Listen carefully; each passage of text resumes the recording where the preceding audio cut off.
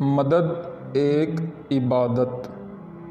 اکرم اپنے چھوٹے سے گھر میں اپنی چھوٹی بہن اور اپنی ماں کے ساتھ رہتا تھا۔ اس کے والد نہیں تھے، اس لیے گھر کا سارا خرچہ اس کے اوپر آ گیا تھا۔ ماں گھر میں سلائی کرتی تھی، لیکن اس سے بھی اتنے پیسے نہیں ہو پاتے تھے کہ ان کے گھر کا گزارا ہو سکے۔ 3 مہینے سے اسکول کی فیس نہ جانے کی وجہ سے اسے اسکول سے بھی نکال دیا تھا۔ اب اس نے ایک ہوٹل الماس میں کام کرنا شروع کر دیا تھا۔ وہ خوب محنت سے کام کرتا، لیکن ہوٹل کا مالک ہر وقت اسے ڈانٹتا رہتا تھا۔ اکرم بھی خاموشی سے اس کی ڈانٹ سہتا، کیونکہ اکرم کے پاس اس کے سوا کوئی چارہ نہیں تھا۔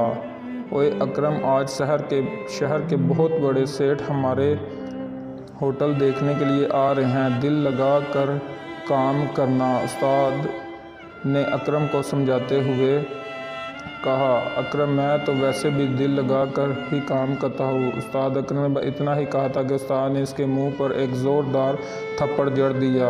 اکرم کی آنکھوں سے آنسو بہنے لگے۔ ظاہر ہے وہ 10 سال کی ننھی جان کہاں تک سہتا، لیکن استاد کو اس پہ کوئی رحم نہ آیا اور اسے بولا کہ اپنے کام سے کام رکھ کر، زیادہ بک بک کرے گا تو ابھی کام پہ سے فارغ کر دوں گا۔ سیٹھ کرامت علی شہر کے بہت بڑے سیٹھ تھے۔ امیر ہونے کے ساتھ ساتھ وہ نہایت سخی اور رحم دل بھی تھے۔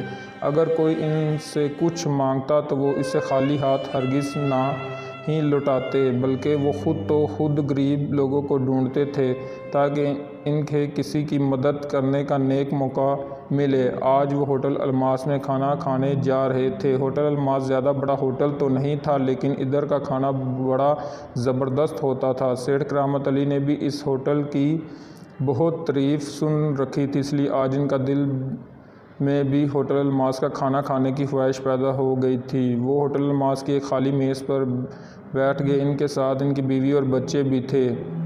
سیٹھ کرامت علی کی میز کے پاس بھی ایک بہرہ کھڑا ہو گیا۔ وہ عمر میں کافی چھوٹا تھا۔ پہلے تو سیٹھ کرامت علی نے اس بہرے کو غور سے نہ دیکھا اور کھانا لانے کو کہہ دیا۔ بعد میں سیٹھ کرامت علی نے اس کی طرف دھیان دیا تو دیکھا کہ وہ ننھا بہرہ بڑی تیزی سے کام کر رہا ہے، لیکن پھر بھی ہوٹل کا مالک اسے ڈانٹنے سے باز نہیں آ رہا۔ سیٹھ کرامت علی نے اس ننھے بہرے کو اپنے پاس بلایا تو وہ سہما سہما ان کی طرف آیا۔ سیٹھ کرامت علی نے اس ننھی جان کے سر پہ شفقت سے ہاتھ پھیرا تو وہ سیٹھ کرامت علی کی طرف حیرت سے دیکھنے لگا، جیسے انہوں نے دنیا کا کوئی انوکھا کام کر دیا ہو۔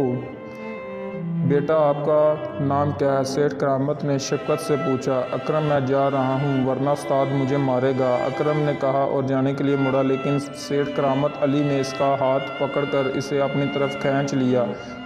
آپ کا استاد آپ کو کچھ نہیں کہے گا، میں اسے کہہ دوں گا، میں نے آپ کو روکا ہے، سیٹھ کرامت علی نے کہا تو اکرم کو کچھ سکون آیا۔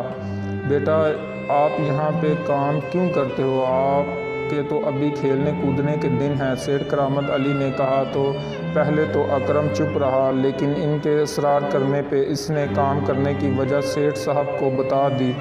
اس معصوم بچے سے ایسی دکھ بھری کہانی سن کر سیٹھ کرامت علی کا دل بھر آیا اور انہوں نے اس کے پڑھنے لکھنے کا سارا خرچہ اپنے سر لے لیا اور ہر مہینے اس کے گھر راشن ڈلوانے کا بھی وعدہ کیا۔